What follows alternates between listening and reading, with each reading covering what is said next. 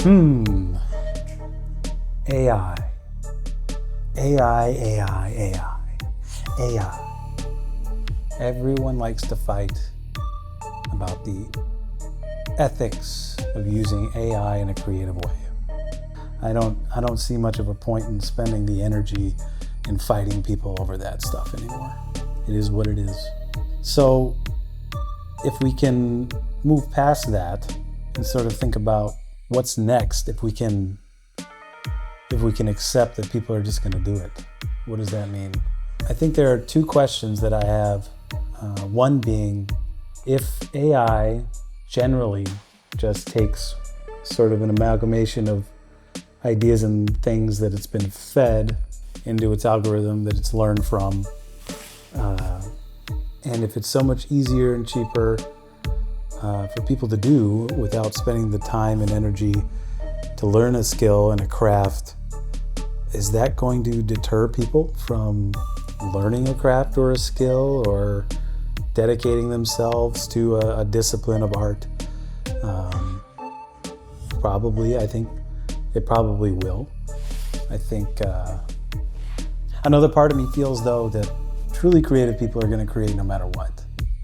So the innovation won't be completely lost. I think there will be people that will go out of their way to do these things the old-fashioned way, which is good. But I feel like there will be just so much stuff. We already have so much stuff and everyone competing with everybody else that now you have to compete with the general population spitting out things. Here's the thing. I don't care if you use AI. Just at least be honest about it. Don't try and hide it or deny it. Make it clear that you use AI, because there are people that are going to want to support artists and new artists that they discover, right? And some of those people are going to want to know if it was you who created it or a machine. And so I think that's fair to give them that. So just don't fib, don't lie. Because if you're dishonest, then people are going to find out anyway. And then you're going to have to explain yourself, and then people are going to remember that, and it's going to make it way harder to do anything else creative, So the second question is, why do creative people create at all to begin with? And why do they stick with it for so long? Because most people that have been artists their entire lives, when you're young, you're going to have the fame and the fortune and the respect and all this stuff that comes along with it. But most of us understand that it probably won't happen, at least to some level. But even still, we continue to do it. Maybe it's out of hope. That's probably part of it. But I feel like truly creative people are just going to create no matter what.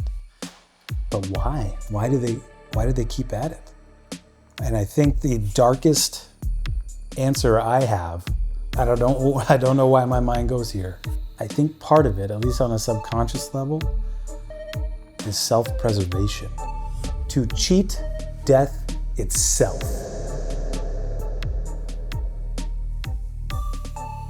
That sounds totally ridiculous when I say it out loud, but I think there may be something to there if we follow that train of thought. So, why do people procreate?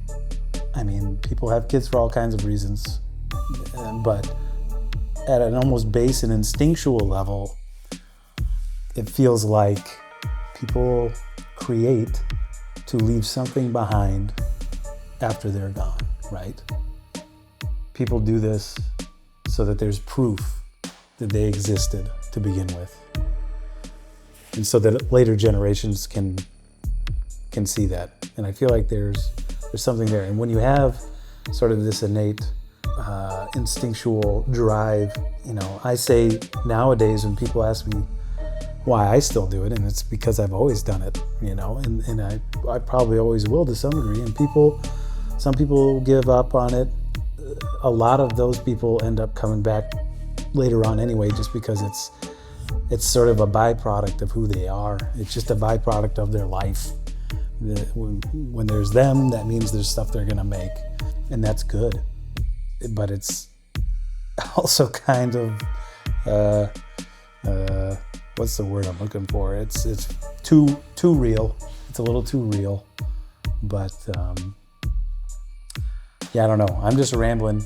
So just testing out some new light equipment that I got. So I thought I should talk about something while I do this. So if this video found you, good job, you found the video. I don't know, the internet's crazy. I don't know what I'm doing.